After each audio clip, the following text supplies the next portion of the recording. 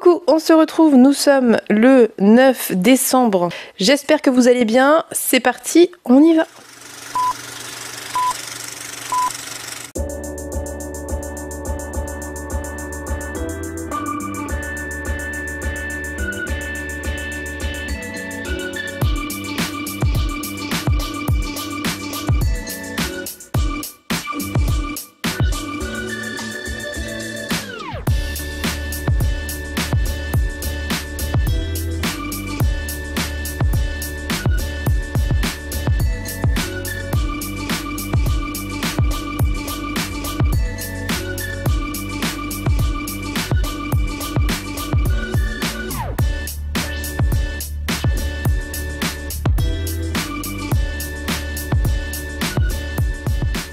C'est un début de vlog chaotique, mais on se retrouve pour ouvrir mon calendrier de l'Avent, jour 9. Mon frère me juge et sa chatte se frotte à moi.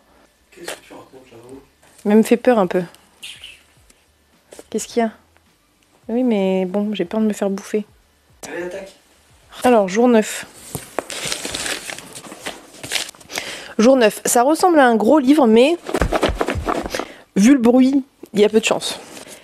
Alors, on voit presque leur respiration dans l'air et tu vas peut-être avoir besoin d'air avec celui-là. Oh! Oh! C'est très beau. Non, regarde. C'est un puzzle Callisto. C'est Berchta, gardienne de l'hiver. Il est très très beau. Je pense qu'il sera plus facile que le précédent. Qu'est-ce que t'en penses? Ouais, il y a plus de repères. Il est très beau. Est-ce que vous voyez comment il est très beau? J'adore. Merci Pénélope. C'est un très bon choix. Lors de la 12e nuit de la fête de Yule, Berchta sort de son sommeil. Elle est la déesse de l'hiver et apparaît sous les traits d'une belle jeune femme blanche comme neige ou d'une vieille femme laide. Elle s'assure que les enfants ont été sages et veille à ce que le lin de l'année qu'elle leur a confié a bien été filé. Sinon, gare à eux. Elle éventre les pauvres petits et bourre leur abdomen de paille et de galets. Je savais que tu étais en train de me regarder avec une tête horrifiée. C'est pas nordique ça? Si, je pense. Cette sentence terrible est orchestrée par les Perchten, des monstres terrifiants à l'allure de boucs sauvages, symbolisant les forces démoniaques de l'hiver et les intempéries. Et en dessous, on nous dit retrouver les mythes et légendes de Callisto en podcast. L'artiste, c'est Ludmi, qui vit à Nantes. C'est thématique. Il est très très beau. Je suis ravie, merci Pénélope, excellent choix, j'adore. Je suis dans une phase où j'ai envie de faire des puzzles. Hier j'ai fait un petit puzzle, j'ai mon grand puzzle à finir, j'espère que les pièces n'ont pas été éparpillées par le chat qui les piétine régulièrement. On verra, il faudrait que je le reprenne, c'est vrai que j'ai pas beaucoup de temps pour faire des puzzles, c'est quand même malheureux. Mais j'aime beaucoup ça et j'ai très envie de m'y remettre. Donc je vais finir mon Disney et après on attaquera celui-ci. Mais on en a un autre sur le feu, qui est un Pokémon de 1000 pièces. Donc bref, beaucoup de puzzles en cours et pas beaucoup de puzzles qui avancent. Mais soit. Donc voilà pour mon calendrier de l'Avent. Je suis très contente. T'as pas de commentaires à faire? Non. Ça m'étonne. Qu'est-ce que je voulais vous dire? Bah j'ai rien avancé depuis hier. J'ai pas eu le temps. Super, ça valait le coup de faire une vidéo pour dire que t'as rien foutu. On est marre, il me fatigue. C'est vous qui réclamez ça, hein. C'est vous qui réclamez ces interventions. Vous vous rendez pas compte du monstre que vous avez réveillé. Donc j'ai rien avancé en termes de lecture, mais j'ai terminé plein de trucs hier, normalement vous l'aurez vu dans le vlog d'hier. Donc, enfin si, c'est pas vrai, j'ai avancé Babel avant de dormir, et j'ai pas vu le temps passer, et moi j'ai regardé, ça faisait 1 heure que je disais, c'est très très prenant, c'est très réussi, j'aime beaucoup. Donc en termes de lecture, je pense que je vais... Alors, j'ai Babel en cours, on est d'accord. Steam Sailor, on n'est pas reparti, mais ça va repartir à un moment ou à un autre. J'ai Voix d'Ursula Le Guin, qu'on va commencer avec Emmeline. On va commencer prochainement Gods of Men, le tome 3, que j'ai toujours pas récupéré. Donc je pense que je vais piocher une petite lecture. Enfin, petite, je sais pas, mais je vais piocher sur la roue de la fortune, là, une lecture pour voir ce que je vais commencer en parallèle. Comme ça nous fait un petit tirage au sort pour entamer cette vidéo. Oh, mais les mangas, ils rentrent pas dans ma palle. Hein. Quand je dis que j'ai 208 livres, c'est hors manga. Hein. Ouais, c'est ça qui est effrayant. J'ai pas besoin d'être jugée, tu sais. Ma palle me juge déjà quotidiennement. Bah, pas assez, puisqu'elle se vide pas. Et si, mais elle se remplit plus vite qu'elle se vide. Du coup, elle se vide pas. Donc, on tire au sort un livre de ma palle ultime.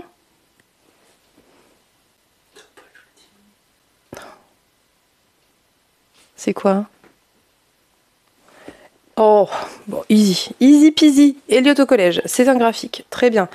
Donc j'ai ça à lire, mais ça va aller très vite. Donc je vais en tirer tout de suite un autre. Ou alors j'attends tout à l'heure pour tirer un autre. Mais c'est le tome 3. Oui. J'ai vu les 2 premiers. Bah évidemment, tu me prends vraiment pour une neuneu. Allez, vu qu'on est lancé sur tirer des livres au sort, on va en tirer un autre parce que lui ça va me prendre vraiment pas longtemps.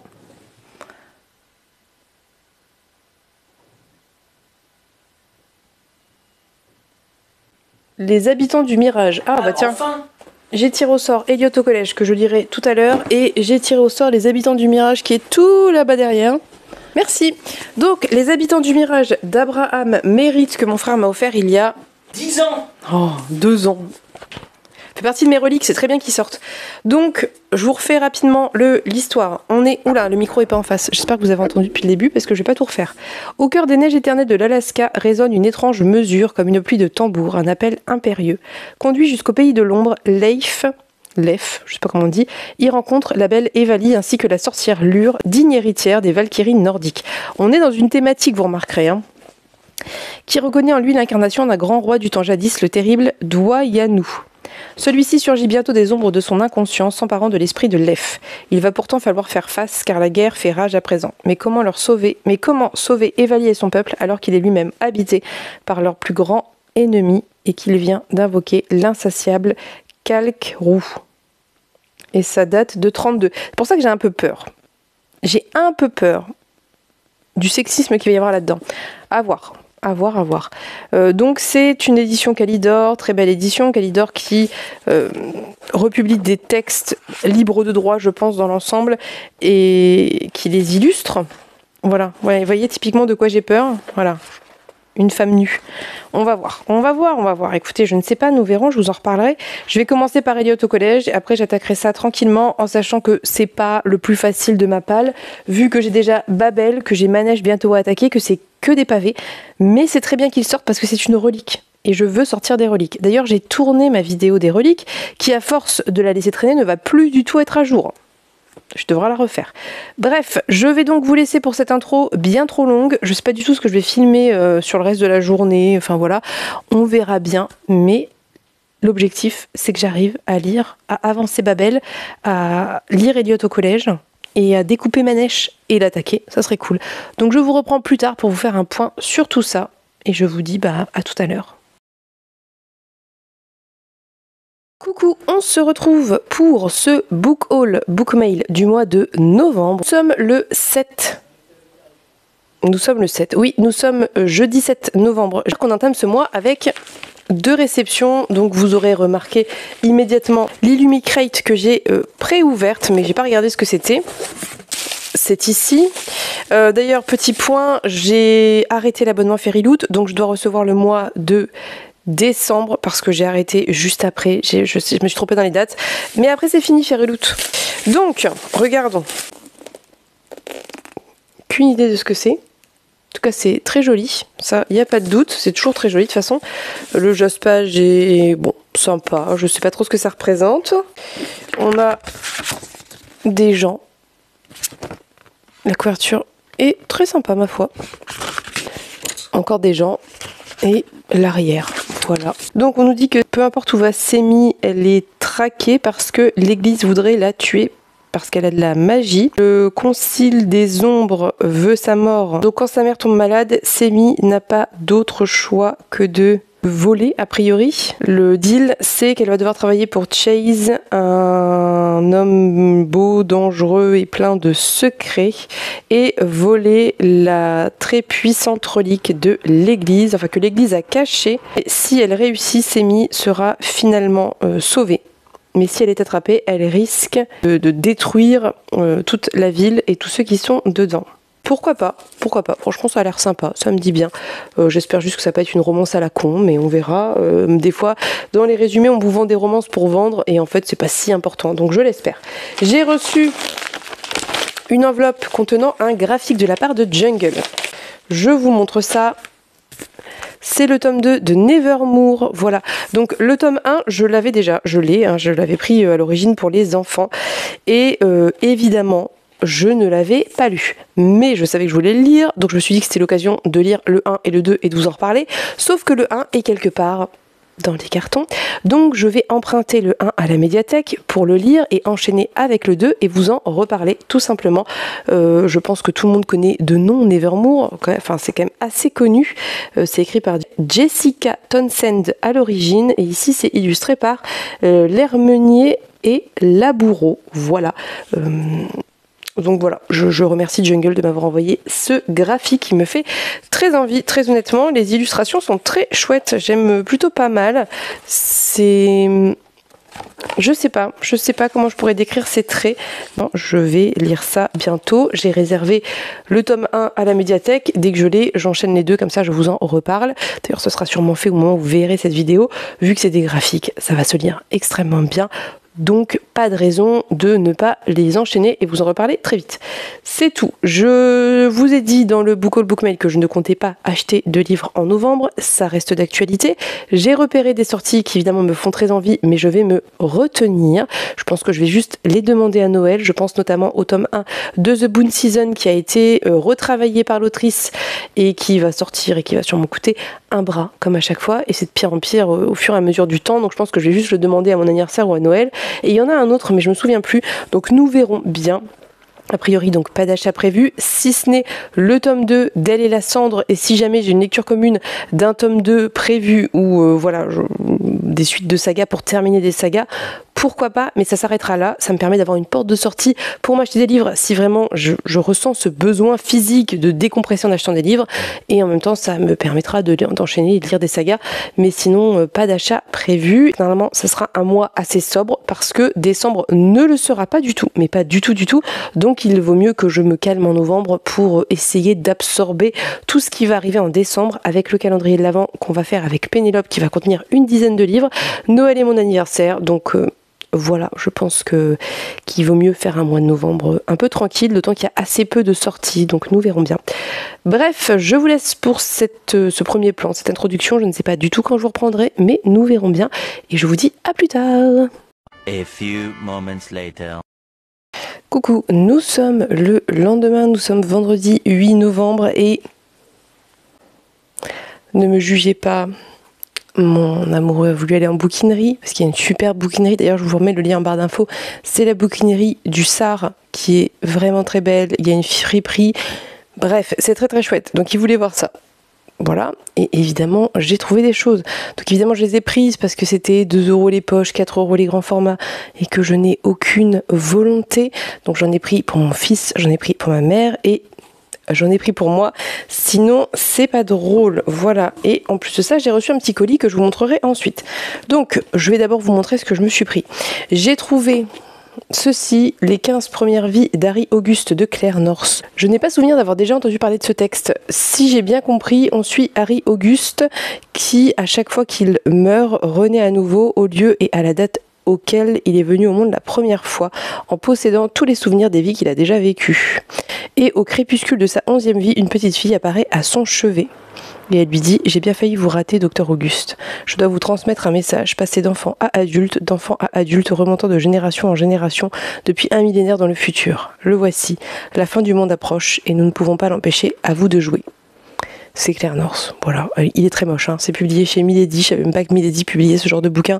Il est particulièrement laid, hein, sur toutes ses faces, mais c'est Claire North, donc je l'ai pris, c'était 2 €, voilà. Ensuite, je me suis trouvé un petit classique de la littérature états-unienne, littérature noire en l'occurrence, c'est Délivrance de Toni Morrison, où on va suivre Bride, qui a une peau extrêmement noire, qui lui confère une beauté hors norme, mais ça a choqué ses parents, et donc elle va passer sa vie à essayer de tout faire pour gagner l'amour de sa mère notamment, jusqu'à commettre l'irréparable.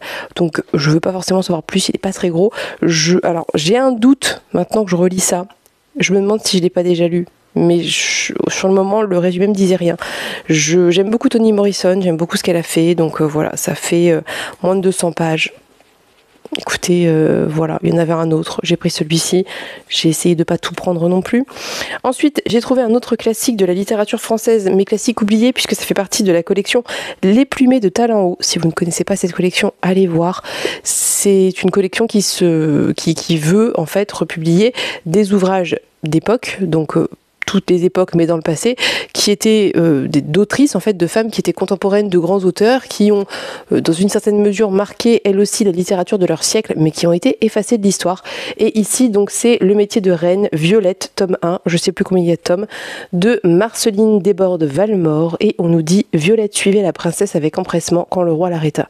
Il attacha au bras de la jeune fille d'honneur un bracelet richement orné de la salamandre, sa devise, et lui dit d'une voix beaucoup trop tendre « Adieu Violette et Marguerite, nous perdons ce soir les deux plus chères fleurs de notre parterre. Adieu, soyez aussi heureuses que sages, aussi heureuses que belles. » Et on nous dit que Marceline Desbordes-Valmore est précurseuse de la poésie romantique, publie un premier recueil en 1819 qui assoit son renom poétique. Ceci ne l'empêche pas d'être victime de la désaffection générale dont souffrent à partir des années 1840 les poètes romantiques et notamment les femmes. Elle publie aussi des romans en prose, dont Violette en 1839, dont on lira ici la première partie. Et il y a une préface de Laetitia Hanin qui est docteur en lettres, voilà, tout simplement.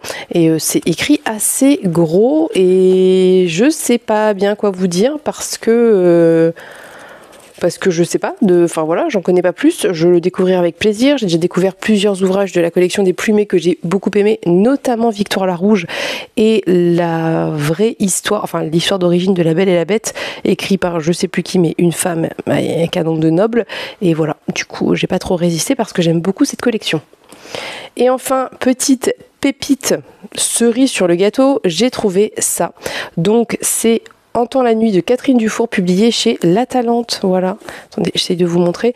C'est une publication La Talente que je ne connaissais pas. Il est plutôt en bon état, un petit peu plié, mais ça se voit moins en vrai qu'à la caméra. Et ici, on nous dit, quand on a 25 ans, un master en communication, une mère à charge et un père aux abonnés absents, on ne fait pas la difficile quand un boulot se présente. Myriam a été embauchée pour faire de la veille réseau dans une entreprise du côté de Bercy et elle découvre une organisation hiérarchique qui la fait grincer des dents. Locaux délabrés, logiciels de surveillance installés sur les ordinateurs, supérieurs très supérieurs, dans le style british vieille école. Mais quand un de ses supérieurs s'intéresse à elle via Internet au point de lui obtenir un CDI et de lui trouver un logement, elle accepte, semi-révoltée, semi-séduite. Mauvaise idée, pas pire que le secret qu'elle porte. Myriam est abonnée aux jeux dangereux dans tous les cas et sa relation avec Duncan Algernon Van Tempest, comte d'Angus, décédé il y a un siècle et demi, est à sa mesure. Du moins le croit-elle. Et on nous dit, Catherine Dufour, éprise de légende urbaine, nous offre avec ce roman un anti-Twilight tout en humour et une ode à Paris bouleversante. Le design de couverture est de Le Raff et l'illustration est d'Aurélien Polis. Et très très belle illustration, voilà. Donc j'ai pas résisté, donc ça fait plus 4. Écoutez, c'est compliqué. Il faut pas aller en bouquinerie parce que autant en librairie, quand c'est du neuf, vous pouvez vous dire oh je le trouverai plus tard, c'est bon. Autant en bouquinerie, c'est pas sûr, donc c'est encore plus difficile de résister. C'est un très mauvais plan d'aller en bouquinerie. Et j'ai reçu un petit colis d'Alison qui me suit ici et sur Instagram, que je remercie beaucoup. Elle m'avait proposé, elle devait rien du tout, elle m'avait proposé de m'envoyer ceci. Donc c'est Akata Warrior de Nnedi Okorafor, puisqu'elle l'avait, alors je sais plus dans quelles circonstances, mais en tout cas elle l'avait, je me rappelle plus si elle l'a lu. Toujours est-il que voilà, du coup j'étais très contente puisque moi je voulais continuer cette saga, donc la saga, le tome 1 c'est Akata Witch que j'avais beaucoup aimé, il est bien plus gros, et parce que je parlais des sorties d'octobre, et Akata Woman, le dernier volume de cette trilogie de Nnedi Okorafor, vient de paraître il y a 2 semaines, peut-être même pas, et du coup elle m'a proposé de me l'envoyer, ce qui était absolument adorable bien évidemment. Et elle avait joint à ce livre 2 autres livres qu'elle avait et qu'elle souhaitait m'offrir, et c'est absolument adorable et j'en suis absolument ravie. C'est Notre château dans les arbres de Natacha Farrant, je ne sais toujours pas le dire, sachant que ça doit être sur une états-unienne ou une anglaise, je ne sais pas. C'est à partir de 10 ans et c'est sorti récemment, mais moi je ne l'avais pas vu passer. Et donc ici, on va suivre Béa et Rafi qui habitent à Ravenwood, dans un endroit assez sauvage, assez naturel. Mais le problème, c'est que la maison, a priori, va être vendue pour être transformée en hôtel. Et évidemment, personne ne se soucie de ce que pensent les enfants de cette situation, jusqu'au jour où Yggdrasil, leur arbre préféré, au sommet duquel est perchée leur cabane, est menacé. Béa et Rafi lancent la mission sauvetage de Ravenwood. Voilà, donc ça a l'air très chouette dans l'idée, enfin voilà, écologie, nature, préservation de la nature, toutes ces choses qu'on aime bien lire et que je pourrais donner à mon fils puisque c'est à partir de 10 ans et que ça pourrait lui plaire. Et c'est très chouette, la couverture est très très belle. Ah, c'est une anglaise, Natacha Farrant. et non pas une états-unienne. Illustration de David Dean. Voilà, très beau. Donc j'étais très contente. Et elle en a mis un autre qui me fait aussi extrêmement envie. C'est This Place is Still Beautiful de... Est-ce que je vais essayer de le prononcer ? Bon, je vais pas essayer parce que je suis pas sûre d'y arriver. Mais voilà, donc de publier chez Slalom, qui est aussi assez récent, et pareil que j'ai pas vu passer, je ne sais pas pourquoi. Et derrière, on nous dit « Il n'y a pas mort d'homme ». C'est ce qu'on ne cesse de répéter à Annalie, 17 ans, qui découvre un jour un graffiti raciste sur la porte du garage familial. L'été commençait pourtant bien. Son histoire d'amour avec le beau et populaire Tom débutait enfin. Mais le quotidien tourne vite au cauchemar lorsque Margaret débarque. La grande sœur d'Annalie, étudiante en droit de 19 ans, est bien décidée à ne pas laisser ce crime sous silence. Derrière une insulte peinte en rouge, elle veut montrer que les mots blessent. Annalie, elle, préférerait oublier. Car sur ses épaules pèse une terrible vérité. Entre amour irrésolu, conflits familiaux, secrets et quête d'identité, quelle place laisser à ses origines quand c'est précisément ce qui vous est reproché. Alors c'est bizarre parce que ici, à l'intérieur, c'est marqué que le texte est de Yushi Tian. Et devant, là, c'est marqué... alors, je pense que le X, je sais pas si c'est d'origine chinoise, en fait, comme prénom, non. Donc, c'est un petit peu compliqué pour moi de le prononcer, mais Chichi, peut-être. Je crois que le X se dit... Je suis pas sûre. Bref, donc je sais pas pourquoi c'est pas le même nom dessus, dedans. Bon, écoutez, c'est pas grave. Toujours est-il que ça me fait très envie, puisqu'elle me disait que c'était très engagé. Et voilà, moi, ça me tente à fond, toujours un roman engagé, vous savez. Je prends, hein, ça parle de racisme ordinaire et compagnie. Voilà. Donc, je vais vous laisser pour ce petit... plan. Et puis je vous reprends dès que j'ai quelque chose à vous montrer. J'espère pas demain, mais bon, voilà, rien n'est moins sûr. À plus tard. On se retrouve, nous sommes mardi 12 novembre. J'ai reçu un livre que je vais vous montrer. Est-ce bien judicieux de tourner ça maintenant alors que le facteur n'est pas passé et que j'attends des services de presse ? Je ne sais pas. Mais écoutez, là, j'avais tout installé pour clôturer le vlog, donc j'en profite. Donc j'ai reçu un service de presse que j'attendais avec beaucoup d'impatience, qui a un petit peu tardé à arriver parce que ils en avaient plus en fait, donc il fallait qu'ils en recommandent tout, mais c'est pas grave, c'est pas comme si j'allais l'attaquer demain, donc voilà.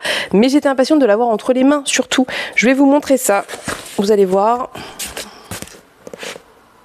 C'est un pavé. Et pourquoi est-ce un pavé ? Parce que c'est un intégral, c'est l'intégrale des autodafeurs de Marine Carteron. Et j'avais bien trop hâte de découvrir les autodafeurs. Et c'est paru pour la première fois il y a 10 ans. Donc vraiment, j'ai vu de très bons retours sur les autodafeurs et j'ai adoré Palace, donc je n'avais qu'une envie, c'était de le découvrir. Et j'ai vu qu'il y avait l'intégrale, j'ai demandé et il y en avait disponible. Donc je vous le montre, voilà. Je sais qu'il y a un autre intégral qui a été publié il y a quelques années, il a un style différent, je pense que vous pouvez encore vous le procurer, vous pouvez choisir entre celui-ci ou l'autre en fonction de vos préférences. Je vais quand même vous lire le résumé. Je m'appelle Auguste Mars, j'ai 14 ans et je suis un dangereux délinquant. Enfin ça, c'est ce qu'ont l'air de penser la police, le juge pour mineurs et la quasi-totalité des habitants de la ville. Évidemment, je suis totalement innocent des charges de violence aggravée, vol, effraction et incendie criminel qui pèsent contre moi. Mais pour le prouver, il faudrait que je révèle au monde l'existence de la confrérie et du complot mené par les autodafeurs et j'ai juré sur ma vie de garder le secret. Du coup, soit je trahis ma parole et je dévoile un secret vieux de 25 siècles, pas cool, soit je me tais et je passe pour un dangereux délinquant, pas cool non plus. Mais bon, pour que vous compreniez mieux comment j'en suis arrivée là, il faut que je reprenne depuis le début, c'est-à-dire là où tout a commencé. PS, ce que mon frère a oublié de vous dire, c'est qu'il n'en serait jamais arrivé là s'il m'avait écouté. Donc en plus d'être un garçon, c'est aussi un idiot, Césarine Mars. Voilà, donc ça a l'air sur le ton que j'aime chez Marine Carteron, voilà, tout simplement. Et je suis persuadée que je vais aimer. Il y a un petit signet, je l'avais pas vu. Et j'ai très envie de l'attaquer, mais j'ai tellement de choses à lire, comment vais-je faire ? Donc le tome 1, c'est Les autodafeurs, mon frère est un gardien. Par contre, je tiens à dire que le format est hyper confortable, hein. C'est un pavé, il est lourd, mais vraiment, il tient tout seul. Donc si jamais vous êtes un peu échaudé par ce type de gros format, c'est pas imprimé petit, c'est sur le même format format que tous les autres du Rouergue et surtout vous pouvez le poser et ça c'est chouette, vous n'avez pas besoin de le porter. Donc bref, voilà, je suis absolument ravie, j'ai très envie de le lire. Mais j'aimerais quand même d'abord lire l'autre service de presse du Rouergue que j'ai dans ma palle depuis 2 mois et c'est vraiment scandaleux parce qu'en plus ça me fait extrêmement envie. Donc c'est Le Sang d'encre de Néna Labussière. Donc on va essayer d'être un peu organisé, d'arrêter de se laisser dépasser et je vais lire Le Sang d'encre d'abord et vous en reparler. Bref, je traîne beaucoup trop alors que je n'ai rien d'autre à vous montrer, donc je vais vous laisser et je ne sais pas si je dois recevoir des choses, mais quand, comment, on ne sait jamais. Vous verrez ça dans le plan suivant, tout simplement. Coucou, nous sommes lundi 18 novembre, je reviens parce que j'ai reçu des services de presse et j'ai acheté un livre, donc je vous montre ça tout de suite. On va commencer avec mon achat parce qu'il est déjà lu et que du coup je vous le montre en étant fière de moi parce que je l'ai lu. C'est Ombreline de Manon Fargeton illustré par Maude Bégon qui est un petit ouvrage jeunesse que j'ai beaucoup aimé. Je l'ai acheté en sachant de quoi ça parlait. De toute façon je l'aurais acheté quand même, voilà. Mais je l'ai acheté en sachant de quoi ça parlait parce que je l'ai vu passer sur les réseaux sociaux. Donc ici on va suivre Ombreline qui est une petite fée qui aime les enfants de la nuit. Ceux qui restent les yeux grands ouverts dans leur lit. Elle vole vers eux et du bout de ses antennes démêle leur peur. Ce soir-là, Ombreline rencontre Célestin. Mais rien n'y fait, il ne trouve pas le sommeil. Avec l'aide de ses sœurs, la fée enquête pour comprendre ce qu'il se passe. Et on nous dit une histoire de courage, d'écoute et de solidarité dans un monde où les fées veillent sur nous. Et en fait, ce livre parle d'inceste. Voilà, je vous le dis tel quel, même si ça vous spoil, je pense qu'il faut le dire, c'est important. Déjà d'une parce que c'est un jeunesse et que voilà, faut quand même savoir. Moi je l'ai acheté pour mon fils à l'origine, mais je voulais le lire avant parce que je savais que le sujet était grave et de toute manière générale, j'aime mieux lire avant ce qu'il lit, mais voilà, même si j'ai confiance en Manon Fargeton, pour le coup je serais capable de lui acheter un Manon Fargeton et lui mettre dans les mains tel quel, mais là j'avais vu de quoi ça parlait, donc je voulais quand même savoir comment ça en parlait, et ça en parle très bien. C'était un très chouette bouquin, très très important à mettre dans les mains des enfants, parce que si l'enfant est concerné, il comprendra de quoi on parle, et ça pourra l'aider je pense, et si l'enfant n'est pas concerné, il y a diverses interprétations possibles, et ça peut aussi élargir à la manière dont les adultes peuvent se comporter avec les enfants, des façons qui ne sont pas acceptables. T'es interrompu par la réception d'un colis, peut-être comme ça on va l'ouvrir ensemble. Bref, donc très chouette livre, j'ai beaucoup aimé, je vous invite à le découvrir. Je sais que c'est un sujet qui est très trigger bien évidemment, et c'est normal puisque c'est quand même quelque chose de très grave et de dur, mais c'est fait avec beaucoup de délicatesse, donc je trouve ça très important et je trouve ça bien fait en fait. Donc bref. Oh, je m'égare, désolée, j'ai été perturbée par ce colis. Je vous invite à le découvrir, à le mettre dans les mains des enfants parce que je pense que c'est vraiment quelque chose sur lesquels il faut mettre des mots et je pense que ça n'est pas suffisamment fait et que de manière générale, même si on dit aux enfants de faire attention, que les adultes n'ont pas le droit, machin, tout ça, on parle assez peu du cercle familial en fait et il y a un peu cette espèce de peut-être de tabou autour de ce qui peut se passer dans la famille. Donc voilà, c'est un moyen peut-être d'ouvrir aussi le dialogue sur ça. Je vais vous montrer mes réceptions SP, après on ouvrira le petit colis. J'ai vu que c'était un colis de Priscilla. Donc voilà, j'ai des services de presse ici. Donc c'est La vieillesse de l'axolotl de Jacek Dukaj, je suis absolument désolée, c'est une prononciation sûrement catastrophique. C'est traduit du polonais par Caroline Raska-Dewez. Oh, je suis désolée vraiment. Désolée, j'écorche sûrement très très mal, j'écorche sûrement les noms de ces personnes. C'est publié chez Rivage et ça me faisait très envie. J'ai pas forcément lu le résumé, en fait j'ai lu les mots-clés et ça m'a beaucoup parlé, donc je l'ai demandé. Mais je vais faire l'effort de vous dire de quoi ça parle tout de même. D'ailleurs il était aux Utopiales, moi je savais pas. Bref. Alors, on nous dit un roman d'une richesse d'imagination stupéfiante sur un monde robotique et post-humain enrichi de nombreuses illustrations. Juste avant qu'une catastrophe cosmique éradique tous les organismes vivants de la surface de la Terre, un petit nombre d'humains ont réussi à copier des versions numérisées de leur esprit sur du matériel informatique. Privés de corps, ils continuent d'exister en se téléchargeant sur des robots industriels, des drones militaires, des Star Troopers, des sexbots et autres mechas inspirés de mangas japonais. Noyés dans la nostalgie du monde perdu, les survivants créent civilisation après civilisation, forment des alliances et se livrent des batailles. Ils développent leur propre politique, idéologie et religion farfelue. Et ils sont confrontés à des dilemmes auxquels personne n'a jamais été confronté auparavant. La vieillesse de l'axolotl dépeint le renversement des vieilles oppositions entre la vie et la mort, le progrès et la stagnation, l'organique et le mécanique, explorant le mystère de l'âme humaine et l'éternelle solitude de l'individu, qu'il soit prisonnier d'un corps animal ou de l'acier renforcé d'un robot. Donc merci Marie de me l'avoir envoyer, fait parvenir. J'aime beaucoup ce que propose Rivage. En fait, je lis pas tout Rivage, mais il y a quand même pas mal de choses très chouettes chez Rivage, de manière générale, pas qu'en imaginaire. Donc ça, vraiment, j'ai assez hâte de le lire. Apparemment, il y a des illustrations, j'ai même pas feuilleté. J'attendais de vous le montrer pour le feuilleter. Oui, il y a des illustrations. Ok. J'aime bien ce genre de format un petit peu hybride où on voit qu'il y a des choses un peu différentes, il y a des cartes, bon bref. On en reparlera, je crois que j'en ai vu des bons retours, mais voilà, je sais même pas quand c'est sorti. C'est sorti il y a pas si longtemps, hein, de mémoire quand même. C'est sorti quand? Le 9 octobre, donc c'est pas si vieux, ça fait un petit peu plus d'un mois. Voilà, j'ai contacté le livre de poche pour 2 livres qui m'intéressaient, 2 qui sont sortis récemment d'ailleurs. Donc j'ai demandé Les Trônes Trahis de Nesrine Amari.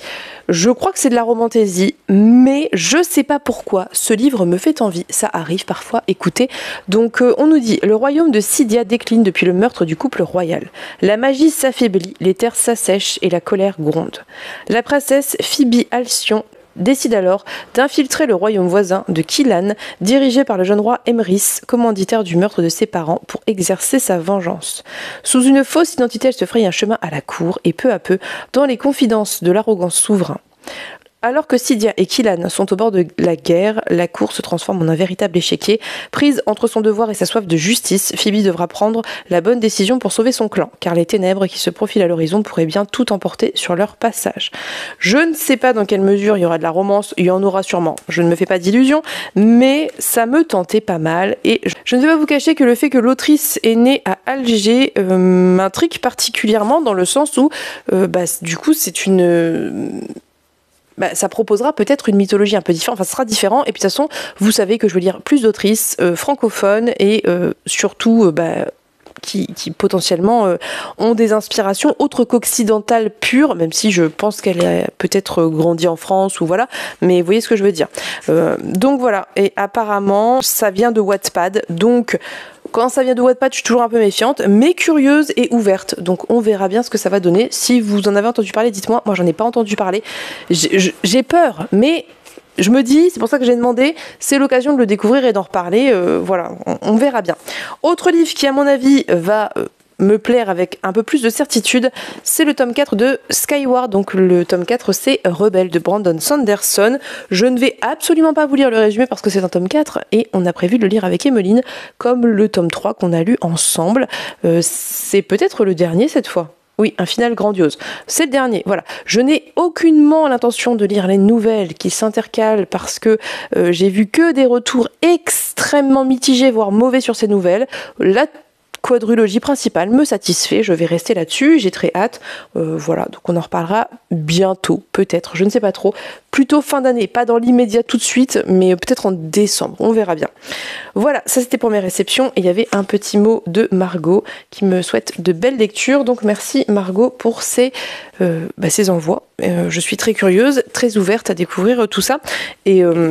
voilà pour les petits services de presse qui ne sont pas si petits. J'ai reçu un petit colis de Priscilla. Alors, elle m'en avait parlé, mais j'avais complètement oublié. Écoutez, c'est une bonne surprise. Par contre, j'ai rien pour l'ouvrir, évidemment, parce que je suis une touriste. Je l'ai préouvert. Je vais vous montrer l'intérieur. C'est trop mignon. J'ai vite fait regarder sans trop regarder, mais c'est absolument adorable. Mais quelle personne adorable. Voilà, regardez. Oh là là, c'est adorable. Franchement, c'est trop mignon. Alors, elle m'a mis un petit mot. Elle me dit, le petit colis qui n'attendait qu'à partir depuis bien trop longtemps. Oh, t'inquiète pas, il n'y a pas de... Hein. Déjà, c'est hyper gentil de m'envoyer un colis, donc j'espère que tu apprécieras Asphodel bien plus que moi. Hâte de connaître ton avis. D'autres petites choses se sont glissées dans ton colis, à partager avec tes enfants sauvages ou pas. Quant au stylo, j'étais obligée, ça criait « Lucie !» J'ai vu. Une caresse au matou et des bisous tout plein. Elle est adorable. Priscilla est une personne adorable. Si vous ne la suivez pas, eh bien, allez la suivre, parce c'est une... bulle de douceur et de gentillesse et de bienveillance, et elle est adorable. Donc je vous montre ce qu'elle m'a mis, c'est absolument adorable. Donc elle m'a mis un hors-série de Le Bélial. Je sais pas si c'est celui que j'ai ou pas, mais si c'est celui que j'ai, c'est pas grave. Je le ferai, mais je sais pas, je crois pas, si. Je sais plus, je ne me rappelle plus. Mais bref, c'est pas grave, je vérifierai, je sais plus. Si c'est celui que j'ai, c'est pas grave, je le ferai tourner et c'est très bien de faire tourner les livres. Donc petit hors-série de Le Bélial. Ça, c'est ce dont on avait parlé. Donc c'est Asphodèle de Louise Lebar et Flo Kera. Et c'était publié chez Noir d'Absinthe qui a fermé depuis. Je ne me rappelle absolument plus de quoi ça parle, bien évidemment. On nous dit, dans Asphodèle, nous parcourons les siècles du 18e à nos jours aux côtés d'un vampire qui, poète macabre, nous conte 7 meurtres de femmes ayant marqué son existence. Pourquoi elle est utile, elle en particulier? Et quelle est cette mystérieuse entité qui prend vie au fil des lignes?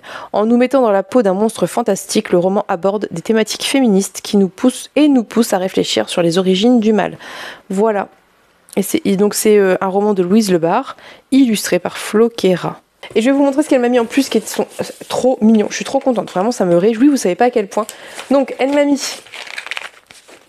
des petits puzzles Trével 99 pièces. Et devinez, vous voyez ou pas? C'est une illustration de Marie Boiseau. Je suis trop contente. C'est trop génial. Je vais le faire avec les enfants, ça va être trop cool. Il y a 2 Marie Boiseau que j'adore. Ah, je suis désolée, c'est très vif, mais j'adore. Il est très très beau celui-ci. Enfin, j'aime les deux. Hein. J'aime les deux, mais c'est vrai que celui-ci, je le trouve trop choupinou. Ça, je le ferai avec les enfants, ça va être trop cool. J'adore ce format. J'ai toujours eu envie d'en acheter, mais ça s'est jamais fait parce que voilà. Et on a Ode to Spring de Lavi Poder, qui est estonienne. Et c'est trop mignon aussi. C'est une petite maison dans la nature, voilà, avec la mer ou un grand lac, je sais pas trop, et des petites oies. Et c'est trop choupinou, j'adore, je suis trop contente, merci beaucoup. Je trouve ça très chouette, vraiment, merci Priscilla, ça me réjouit. Et je vous montre ensuite, il y avait le petit stylo. C'est une petite abeille, évidemment, c'est adorable. Franchement, c'est adorable. Je suis beaucoup trop touchée, j'adore. Et elle m'a mis, alors attendez, je vous montre, je lis juste que c'est écrit. C'est un puzzle 8 sur 10 de 100 pièces avec des champignons. C'est génial, j'adore. Franchement, c'est trop bien. Ça s'appelle Mushroom Patch d'Emma Jane. Je trouve ça génial. J'adore. Ça va être trop cool à faire avec les enfants. Des champignons et des insectes. Trop mignon. Quelle personne adorable. Merci Priscilla, c'est absolument adorable. Je suis trop contente. Vraiment trop contente. C'est trop mignon. Et j'ai trop hâte de faire les puzzles. Et pour tout vous dire, là, à l'heure actuelle, je crois que j'ai plus envie de faire les puzzles que de lire le bouquin. C'est cocasse. Mais j'adore ce format 99 pièces de chez Trével. Et j'aimerais bien un jour me pencher sur les puzzles que font Trével, mais j'ai jamais fait jusqu'à présent. Et à tort, parce que ça a l'air très chouette et que j'aime bien faire des puzzles. Et avec les enfants, avec qui a envie de le faire avec moi. Donc, ouais, vraiment trop mignon. Trop contente. Merci beaucoup Priscilla. Je vais aller lui écrire. Hop, je vais essayer de pas tout faire tomber. Je vais donc vous laisser pour aller écrire à Priscilla, la remercier et voilà, parce que je suis trop touchée et trop contente. Et c'est absolument adorable. Voilà. Donc j'ai été gâtée, très gâtée. Donc je vais vous laisser sur ça. Et je vous dis à plus tard. Coucou, nous sommes vendredi 22 novembre. J'ai reçu quelque chose que j'ai préouvert. Je vais vous montrer ça. Et j'ai bien trop hâte. C'est le prochain Kenliu qui sort à la fin du mois, donc qui sera sorti pour vous chez Le Bélial. Donc c'est Les armées de ceux que j'aime. Et j'ai, hop, un petit marque-page trop mignon, comme à chaque fois. Et on nous dit « Le monde s'est effondré. L'électricité est devenue une ressource précieuse à mesure que la population humaine a diminué comme peau de chagrin. Surtout, les villes sont désormais mobiles. Des léviathans arpentant inlassablement les terres émergées. Pour Franny Fenway, orpheline de 14 ans, le quotidien, c'est Boss, cette ville grondante, frémissante, véritable montagne urbaine. Pourtant un jour, un pilote venu de la Cité des Anges va briser cette morne tranquillité et embarquer la jeune fille dans une quête au cours de laquelle elle pourrait bien découvrir une vérité inattendue sur la nature de son monde. » Voilà, donc qu'est-ce que je peux vous dire d'autre? Eh bien rien, on va le lire. C'est le format 1h lumière, donc c'est tout petit et j'ai hâte. Franchement, ça me fait très envie. Ça a l'air vraiment trop bien. Donc je pense que je vais le sortir. Peut-être que je le sortirai. Alors pour vous, ça sera sûrement passé, mais je pense que je le sortirai sur la semaine à 1000. Ça peut être pas mal. Donc voilà, petite réception en service de presse de la part de Le Bélial que je remercie et bien trop hâte de vous en reparler. J'avais lu L'homme qui mit fin à l'histoire de Kenliu et j'avais adoré. Donc voilà, c'est un auteur qui traite de choses importantes et qui est assez engagé. C'est un auteur chinois au cas où. Je sais pas par contre s'il écrit en chinois. Je ne pense pas parce que je crois qu'il est né en Chine, mais je pense pas qu'il vive en Chine. Traduit de l'américain par Pierre-Paul Durastanti. Donc oui, il a immigré aux États-Unis à l'âge de 11 ans. Voilà. Donc c'est un auteur chinois, mais qui écrit en anglais. Donc voilà, on en reparlera pour moi bientôt et pour vous sûrement que ce sera fait, j'espère en tout cas. Je vous laisse pour ce plan et je vous reprends dès que j'ai quelque chose d'autre à vous montrer. On se retrouve, nous sommes mardi 26 novembre. J'ai reçu un gros service de presse la semaine passée, mais j'ai pas du tout le temps de vous le filmer avant, mais je vais vous montrer ça tout de suite. Ça vient de chez Robert Laffont et c'est La guerrière noire de Willow Smith et Jess Endel. C'est un roman qui va être a priori assez engagé puisque je crois que Willow Smith est une militante des droits des personnes noires et c'est traduit par Frédéric Leboucher. Je voulais le résumer parce que c'est très intriguant. De l'empire du Ghana au royaume viking, la légende oubliée d'une guerrière africaine. Lorsque Yafeu est enlevée par des marchands d'esclaves, elle perd tout en une nuit. Ses proches, son avenir, l'espoir de retrouver un jour l'empire du Ghana qu'il a vu naître. Aussi, lorsqu'une fascinante combattante la libère et l'invite à naviguer vers des contrées inconnues, elle la suit sans hésiter. Et débarque dans un lointain royaume du Nord où tout lui est étranger, des hivers glaciaux aux traditions cruelles. Yafeu y devient la servante de la princesse Frédis, aussi douce et effacée qu'elle est forte et obstinée.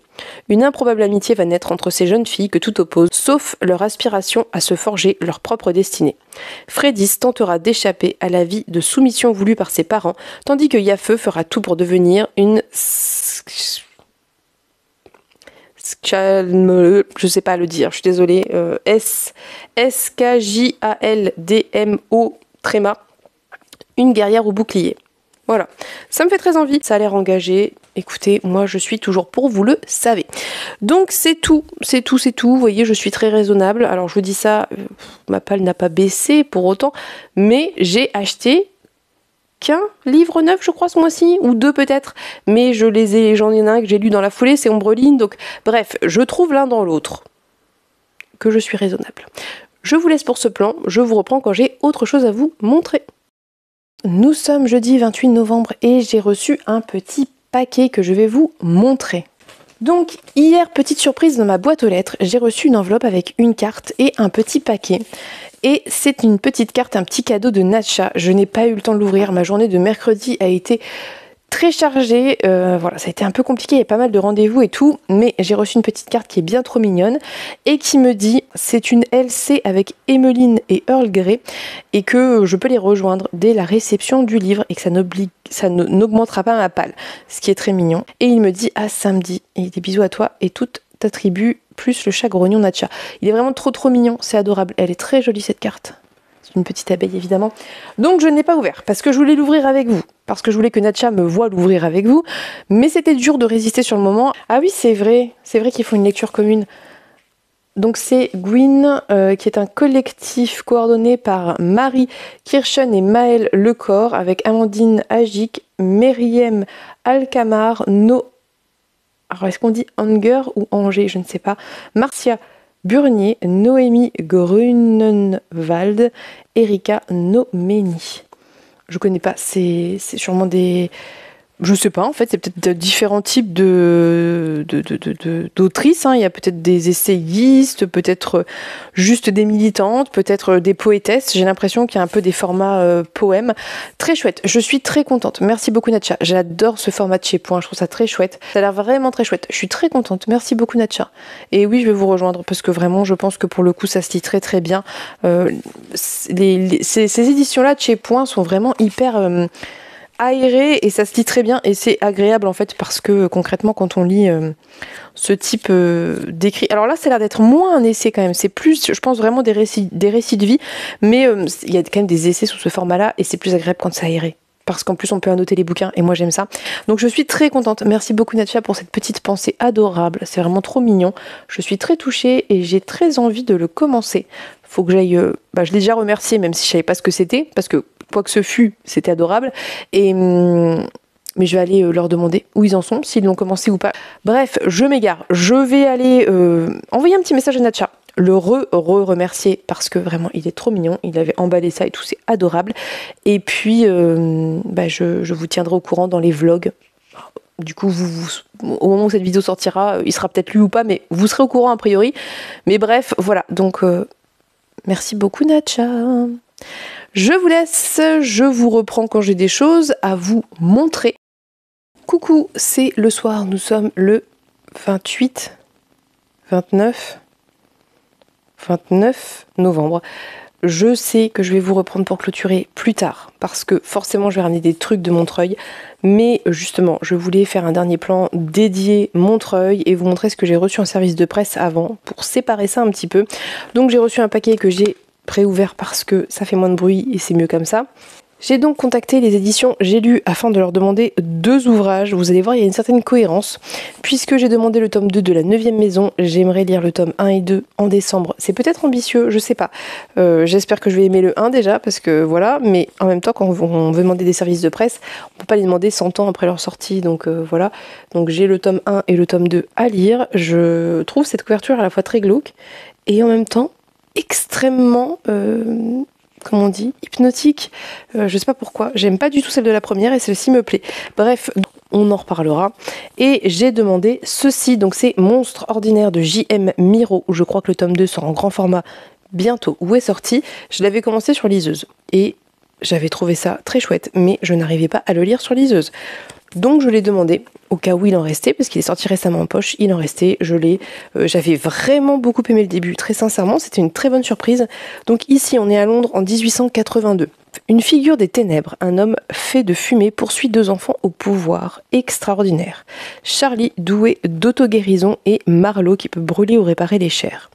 Escortés par 2 détectives recrutés pour les conduire à l'institut Cairndale, où un étrange docteur recueille des orphelins aux capacités inhabituelles, ils sont confrontés à une force sinistre et dangereuse qui menace de bouleverser le monde tel qu'ils le connaissent.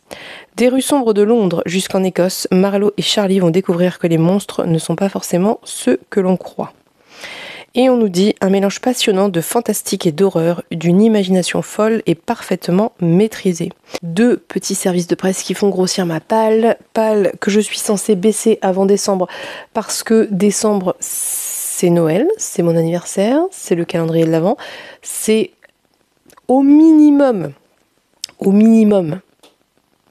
juste, je veux dire, sans compter si j'achète des trucs ou si je reçois des services de presse, juste les cadeaux, c'est minimum 12 livres de la part de Pénélope, plus ceux que je vais nécessairement recevoir, genre de mon frère, celui ou ceux, je dis ceux, peut-être qu'il m'en offrira qu'un, mais bon bref, en tout cas, on va vite se retrouver à une quinzaine de livres minimum, s'il n'y a pas de service de presse, si je craque sur rien, s'il n'y a pas d'autres gens qui me font des cadeaux. Autant vous dire que le challenge de la palle ultime, j'ai bien peur qu'il ne soit pas validé de ce côté-là. Donc là, mon objectif, ça va être vraiment d'essayer de lire le plus possible. Pour ça, je vais mettre en place un plan infaillible, à savoir sortir des petits livres. Bref, on en reparlera. Du coup, je vous laisse pour ce petit plan. Sachez qu'on se retrouve demain ou après-demain, enfin bon, dans les jours à venir, avec mes achats de Montreuil. J'ai dit que je serais raisonnable. J'ai prévu 2 achats qui sont des suites de sagas qu'on va se lire tout de suite, normalement. 2 lectures communes, une avec Emeline, une avec Natcha et Emeline. Donc, normalement, ça ne va pas rester dans ma palle. Après, on verra. On sait jamais ce qui peut arriver. Ça peut vite déraper, ces histoires-là. Bref, je vous laisse. Je vous retrouve plus tard pour la clôture de ce book haul Bookmail. On se retrouve pour la clôture du book haul Bookmail de novembre. Je vais vous montrer ce que j'ai ramené de Montreuil et vous allez voir que j'ai été extrêmement raisonnable. Donc, je n'ai acheté qu'un seul livre pour moi. J'en ai acheté pour les enfants. Je ne peux pas vous les montrer parce que ils sont éparpillés, hein, les enfants les ont pris pour lire, mais je vais vous montrer ce que moi j'ai acheté pour moi. Comme prévu, je me suis pris Elle et la cendre, je vous avais dit que je me le prendrais, et bah c'est chose faite, donc on peut terminer la saga avec Emeline. Je pense que ça sera une de nos prochaines lectures communes parce que vraiment, il n'y a pas grand chose et que ça va aller très vite. Hein. Vu comment le premier tome s'est dévoré, je pense que là on est à moitié moins en termes de pages. J'espère juste qu'il sera à la hauteur du premier tome que j'ai vraiment beaucoup aimé. Hâte de retrouver Alia et ses comparses. Donc on en reparlera bientôt, j'espère. Je ne me suis acheté que ça, mais je ne suis pas revenue avec que ça pour moi, puisque j'ai vu Benjamin, donc des mots magiques, qui m'a proposé de m'offrir des livres, de me ramener des livres. Donc le premier, c'est Novice d'Octavia Estelle Butler. Il l'a lu, mais je crois, si j'ai bien compris et si je dis pas de bêtises, qu'il s'est acheté une très belle édition collector au Canada en anglais. Donc il m'a proposé de m'offrir ce tome, ce volume en français, puisqu'il n'en avait plus l'utilité. Et j'ai dit oui, bien entendu, puisque c'est Octavia Butler et que j'ai très envie de le lire. C'était la lecture commune du Coffee de Marion, donc Snodza. Et je pense que j'ai raté le coche. Mais c'est pas grave, rien ne m'empêchera de découvrir Octavia Butler. Ça me fait très envie. Octavia Butler, j'y vais quand même les yeux fermés. De toute façon, je le lirai, même si le résumé me faisait pas envie. Donc je vais pas forcément relire le résumé, même si en fait il est très court, c'est juste ça là. Mais on va se laisser porter. Voilà, donc merci Benjamin, je suis absolument ravie. Il m'a ramené un autre livre qu'il m'a proposé parce que ça ne l'a pas fait, ça l'a pas convaincu, donc il me l'a proposé. Et j'ai dit oui parce que moi ça me tente à fond. C'est Les Nuits sans Kim Sauvage de Sabrina Calvo. J'en ai vu des très bons retours. C'est publié chez La Volte. La Volte, je leur fais confiance. Et ici, on va suivre dans un Paris au bord du gouffre Vic qui partage sa vie entre un monde virtuel d'Eternal Fashion Week et son histoire d'amour avec Maria Payette, son algorithme dysfonctionnel. Quand le magazine pour lequel elle travaille lui demande de percer les mystères glamour d'un vieux clip de Laurent Voulzy, Vic découvre les derniers rêves de notre humanité en bout de course. Pour sauver ce qui reste de magie, commence la quête d'un vêtement fantasmagorique jusqu'au bout de l'horizon artificiel pour réapprendre à respirer. Voilà, moi ça me fait très envie. De toute façon, La Volte, j'ai toute confiance dans ce qu'il publie. Donc merci beaucoup Benjamin de me l'avoir offert, ça me fait trop plaisir. Et voilà, c'est tout pour ce Book Haul Book Mail. Je pense que j'ai été assez raisonnable, j'ai assez peu acheté de livres et je me suis plus ou moins cantonnée à ce que j'avais dit. Bref, n'hésitez pas à me dire en commentaire si certains des livres que j'ai présentés vous font envie, si vous en avez acheté ou lu certains et ce que vous en avez pensé. Je serais très curieuse d'avoir vos retours. Éventuellement, dites-moi s'il y a des lectures communes que vous souhaitez faire. Je suis preneuse. On a un super Discord pour ça, donc n'hésitez pas. En attendant, je vous souhaite à tous et toutes une très belle journée. Je vous fais de gros bisous et on se dit à bientôt pour une prochaine vidéo. Bye bye!